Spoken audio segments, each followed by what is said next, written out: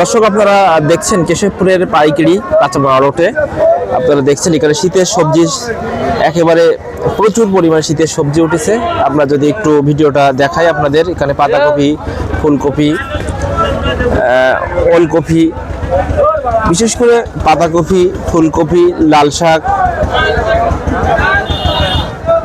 মূলা, সিম, পালং শাক, লাউ, মেচুরি, পুঁইশাকের মেচুরি যেটা বলে, পুঁইশাকের ডিম বলে অনেকে।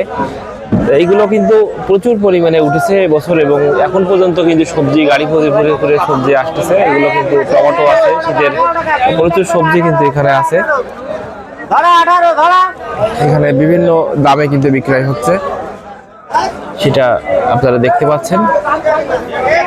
আমরা আপনাদের দেখানোর চেষ্টা করছি এখানে।